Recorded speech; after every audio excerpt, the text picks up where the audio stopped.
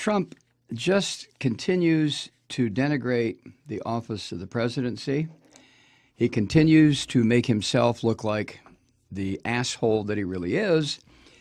And the Republican members of Congress, the House and the Senate, continue to facilitate this psycho.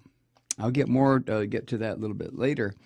I'm talking specifically, when I make that reference, about the tax cut for the wealthy, that the so-called holdouts, the Republicans that were going to not go along with this because it was bad for America. And when they had their meeting today with Trump agreed with them. They told him what they wanted in order to vote this out of committee and send it to the full Senate. And Trump gave it to him. Trump calls himself a deal maker. No, he's not. He's not a deal maker at all. He's a psychopath. But those members of the Senate, the Republicans, who were indicating that they were not going to go along with this because, first of all, it blows the debt, the national debt, to pieces, which apparently Republicans don't give a shit about anymore. And they don't, because they're not Republicans, just like the Christians are not Christians.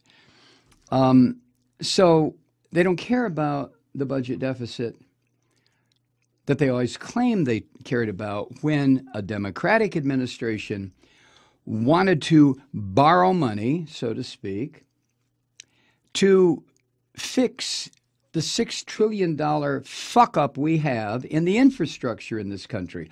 Oh, no, we can't do that. Why not? Oh, it will blow up the deficit all of a sudden, or the national debt. But when it comes to massive tax breaks for their sponsors, Republican donors, sponsors, then it doesn't matter anymore.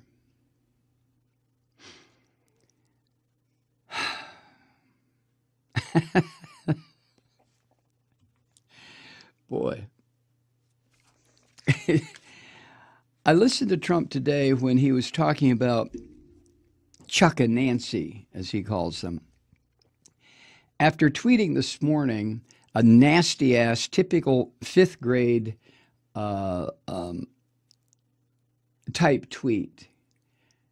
Well, they might as well not come over because, we're not going to make a deal, or whatever he said. So Chuck and Nancy said, the congressional equivalent, well, okay, fuck you then. Okay, do it your way.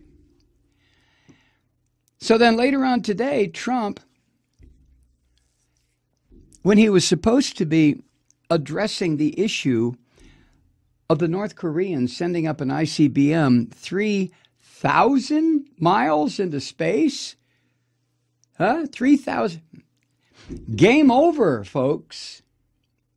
If the North Koreans can do that with their delivery vehicle, their ICBM, then it's only a matter of time, and not very much, before their scientists figure out how to miniaturize a hydrogen bomb or an atomic bomb that will fit on top of that ICBM that they've developed with enough protection around the explosive device to guarantee that once it gets way up in the atmosphere, when it re-enters right towards Denver or Washington or LA or Atlanta, it won't burn up. They're very close to that. They're very close to achieving that.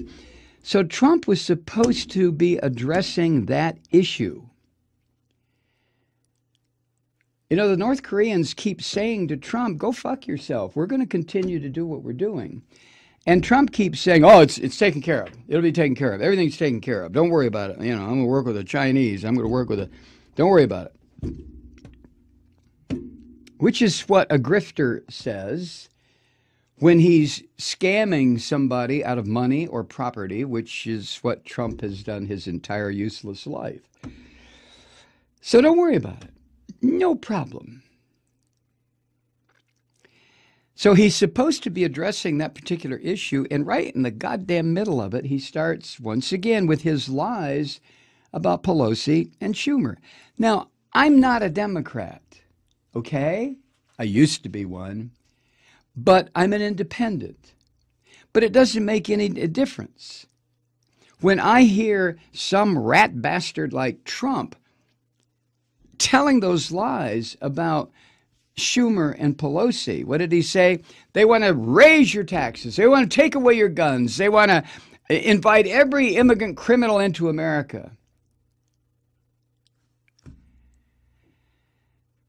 I listen to that, and again, as it happens to me every day, I just wonder, how did this filthy, disgusting, ignorant savage get to be president? Of course, I know the answer to that, but it just pretty astounding.